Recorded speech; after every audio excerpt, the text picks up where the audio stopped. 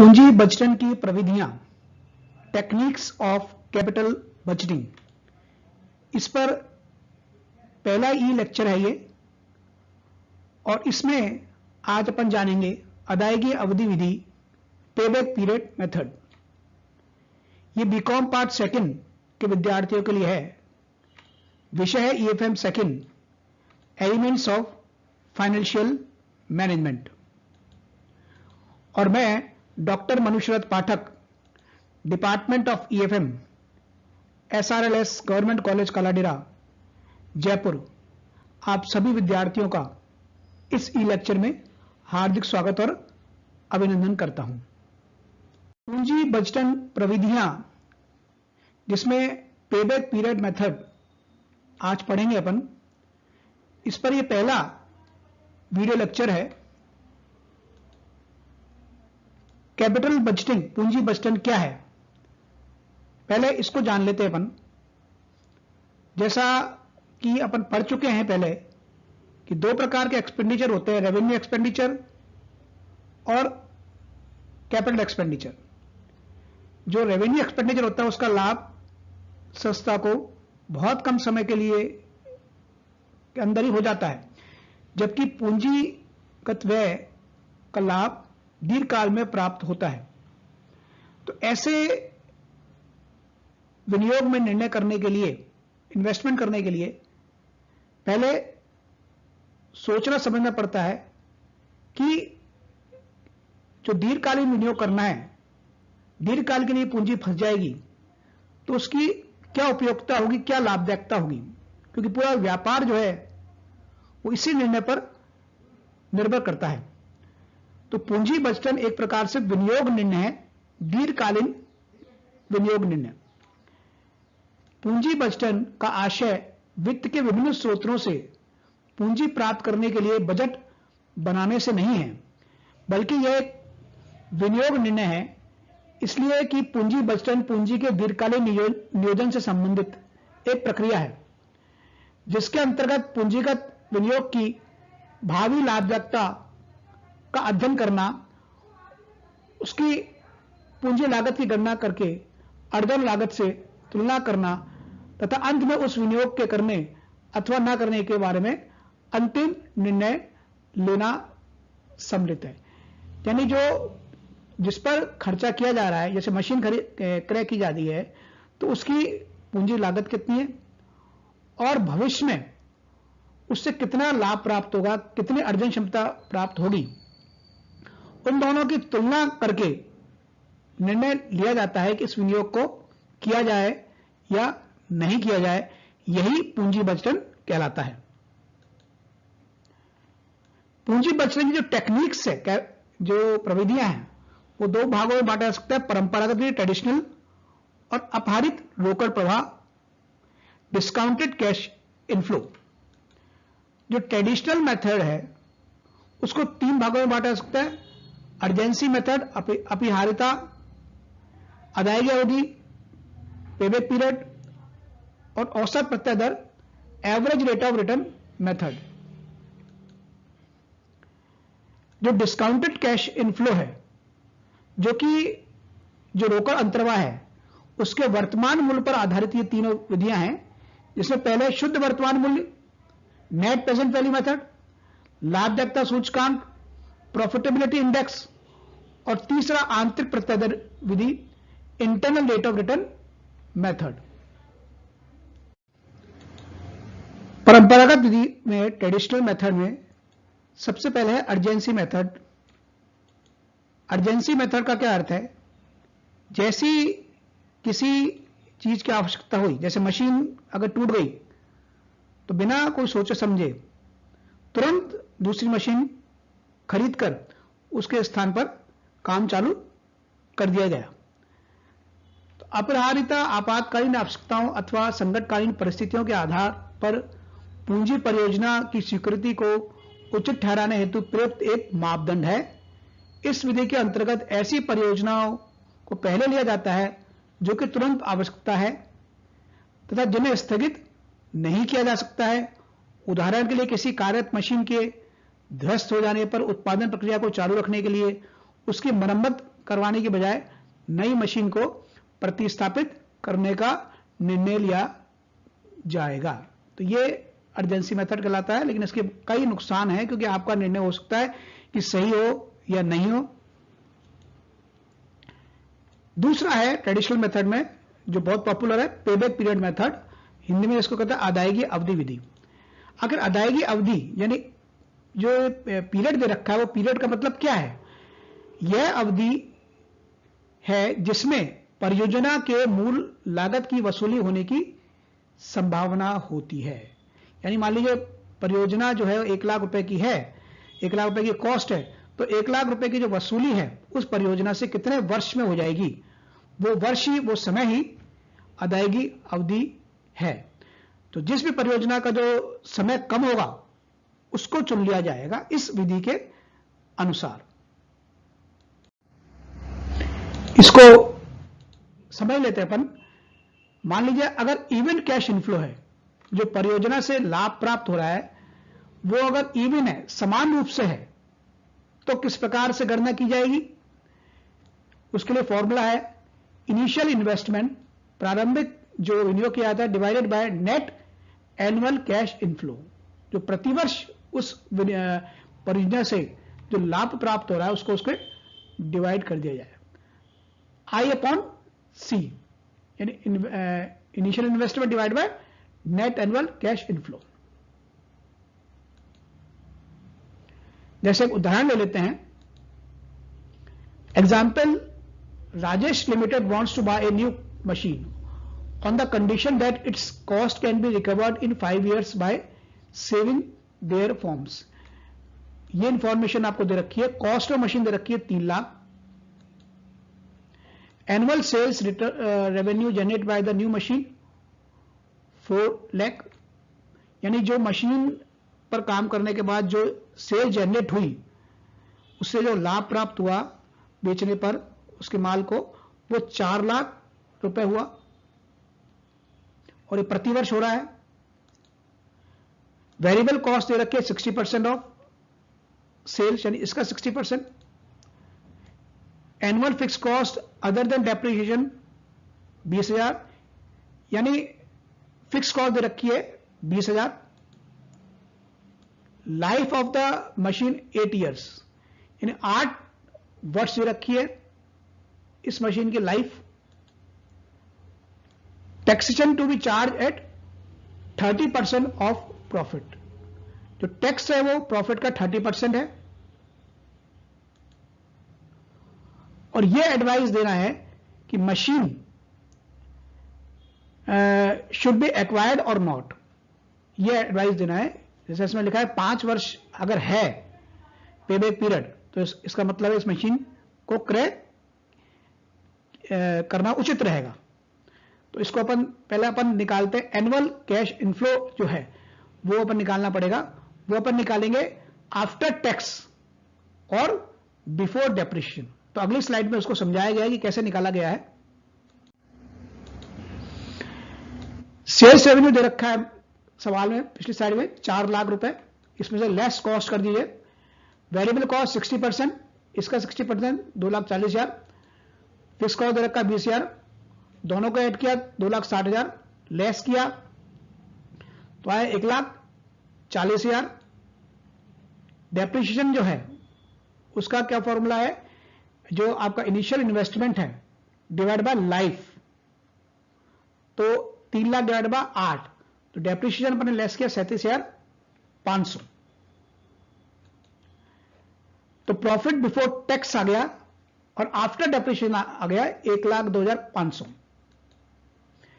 लेकिन अपन को टैक्स इसमें से लेस करना पड़ेगा जो कि 30% है इसका 1,02,500 का, तो 30,750 है।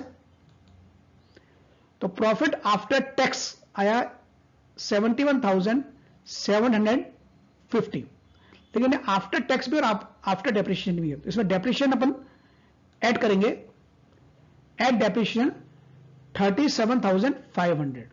इसको टोटल किया, आगे के स्लाइड में देखिए कैलकुलेशन दे रखा है, उसका टोटल दे रखा है कितना है, नेट कैश इनफ्लो आया जो यह 1,40,000 9,250 डेप्रिशिएशन ऐड करने के बाद। फॉर्मूला है अपना I/C।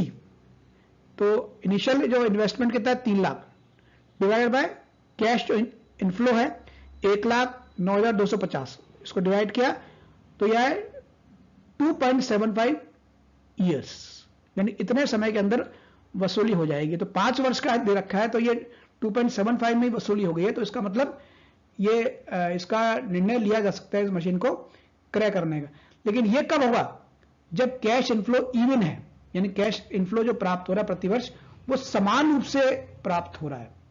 अब मान लीजिए असमान रूप से अगर प्राप्त हो, अनइवन कैश इनफ्लो हो, तो क्या फॉर्मूला होगा? विनियोग से प्राप्त होने वाले विभिन्न वर्षों में रोकड़ अंतर्वाह की राशि असमान होने की दशा में अदायगी अवधि की गणना इतनी आसान नहीं है। इसके लिए क्या करना पड़ता है?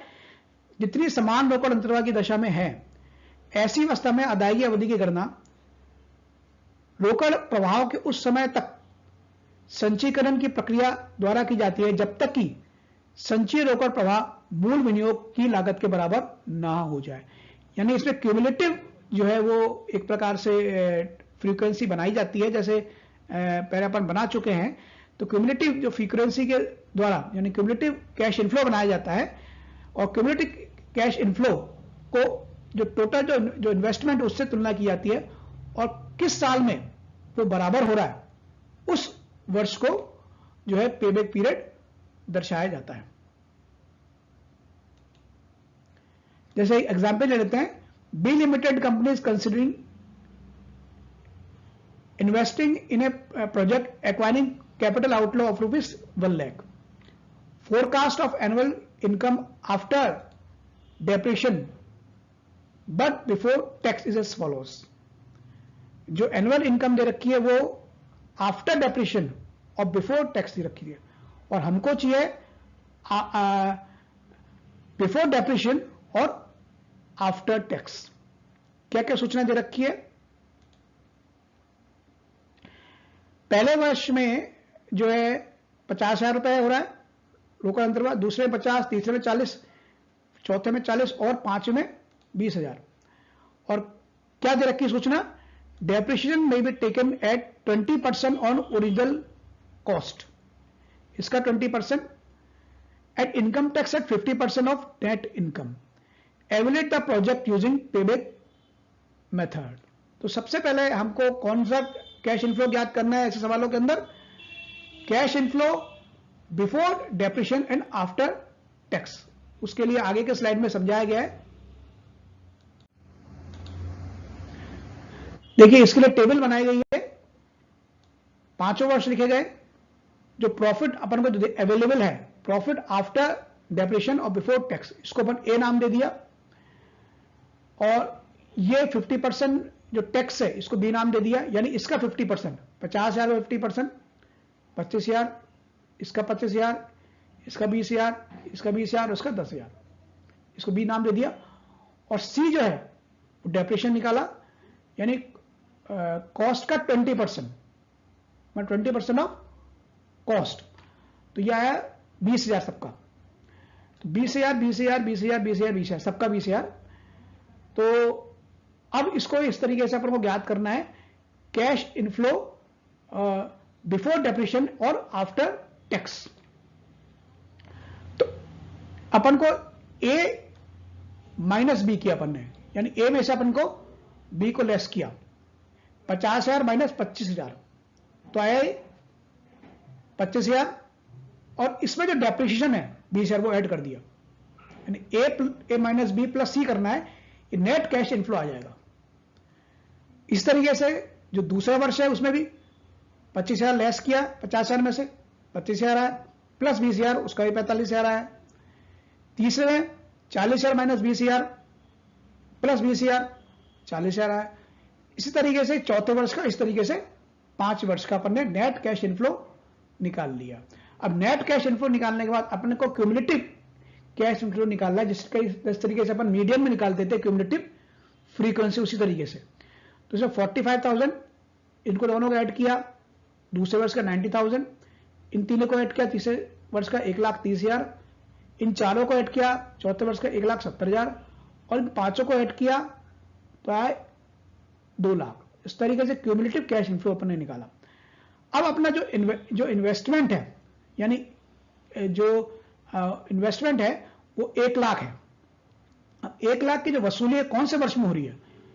दूसरे और तीसरे वर्ष में। यहां से क्लियर है कि दूसरे और तीसरे वर्ष में 1 लाख की वसूली हो रही है। तो इसका फॉर्मूला है payback period is equal to 2, कि 2 वर्ष बाद वसूली हो रही है, प्लस इनिशियल जो अपना इन्वेस्टमेंट है 1 लाख, माइनस इन दोनों को ऐड किया यानी 90,000, और लेस यानी अपॉन डिवाइड बाय 40,000, यानी जो इन दोनों का डिफरेंस है वो 40,000 जो है इसको अपन ने इससे डिवाइड कर दिया। तो जब इसको सॉल्व किया यानी 2 + 10,000 डिवाइड बाय 40,000 तो आए 2 1/4 ईयर्स या 2 ईयर्स 3 मंथ्स। अब देख लें कि अदायगी अवधि विधि के क्या लाभ है। सरल है, इजी है, कॉस्ट इसमें कम है, रोकड़ कमी वाली संस्थाओं के लिए बहुत उपयोगी है, क्योंकि उन्हें मालूम पड़ जाता है कि विनियोग कितने समय में मिल जाएगा, अप्रचलन के भय से मुक्त है, टेक्निक अगर चेंज होती है तो उसका भी भय नहीं है, क्योंकि इन्वेस्टमेंट कितने समय में मिल जाएगा उसका पता लग जाता है, जोखिम में कमी है इसमें। ये सब इसके लाभ हैं। अब क्या क्या इसकी सीमा है? अदायगी अवधि विधि के बाद वाले जो कैश इनफ्लो है उसकी इसमें उपेक्षा की जाती है, क्योंकि बाद में भी लाभ प्राप्त हो रहा होता है उससे, उसको इसमें कंसीडर नहीं किया जाता। इसके अलावा कैश इनफ्लो का जो वर्तमान मूल्य प्रेजेंट वैल्यू है उसकी भी इसमें उपेक्षा है। जो कैश इनफ्लो के आकार है जो कभी बढ़ रहा है या घट रहा है उसकी भी इसमें उपेक्षा की गई है, और अन्य जो पूंजी लागत है उसकी भी इसमें उपेक्षा की गई है। ये इसकी कुछ कमियां हैं, तो इसलिए कुछ सुधार किया गया और इन कमियों को दूर करने के लिए और नया मेथड इसमें आया है। इसमें जो इंप्रूवमेंट मेथड है पोस्ट पेबैक प्रॉफिटेबिलिटी जिसको कहते हैं, इसमें टोटल कैश इनफ्लो यानी पूरे लाइफ में जो कैश इनफ्लो प्राप्त हो रहा है उसमें से इनिशियल कॉस्ट को लेस कर दिया जाता है और फिर उस विनियोग को करने या ना करने का निर्णय लिया जाता है। यानी जिस भी विनियोग का पोस्ट पेबैक प्रॉफिटेबिलिटी ज्यादा होगा उसको चुन लिया जाता है। जैसे एग्जांपल है, for each of the following project calculate payback period और पोस्ट पेबैक प्रॉफिटेबिलिटी दोनों को कैलकुलेट करना है अपन को। Initial investment 1 lakh, annual cash inflow after tax पर बिफोर डेप्रिसिएशन दे रखा है 20,000 और एस्टिमेट लाइफ 8 ईयर दे रखा है। तो यही प्रॉफिट अपन को चाहिए होता है, annual cash flow before depreciation और आफ्टर टैक्स। तो पेबैक पीरियड पहले निकाल लेते हैं I/C। तो 1 लाख डिवाइड बाय 20,000 5 ईयर। अब पोस्ट पेबैक प्रॉफिटेबिलिटी के लिए टोटल कैश इनफ्लो अपन को चाहिए तो, और इनिशियल कॉस्ट दे रखा है। तो टोटल कैश इनफ्लो निकालने के लिए जो प्रति वर्ष जो है वो 20,000 प्राप्त हो रहा है और लाइफ कितनी 8, तो 20,000 इंटू 8 टोटल कैश इनफ्लो कितना हुआ 1,60,000 लेस इनिशियल कॉस्ट 1 लाख। यानी इस परियोजना की जो पोस्ट पेबैक प्रॉफिटेबिलिटी हुई वो 60,000 हुई। तो वैसे तो क्या है कि एक ही परियोजना का इसी तरीके से 2 या 3 परियोजना हो तो उसका भी इसी प्रकार से पोस्ट पेबैक प्रॉफिटेबिलिटी निकाल लेंगे और जिसकी जो है प्रॉफिटेबिलिटी ज्यादा होगी उसका चुनाव अपन कर लेंगे इस मेथड के अनुसार। तो आपने ये ई लेक्चर देखा और आगे जो है वो टेक्निक्स ऑफ कैपिटल जो बजटिंग जो है, जो उसकी अन्य जो टेक्निक्स है उस पर भी ये लेक्चर जो है आप जरूर देखिएगा। जय हिंद, जय भारत।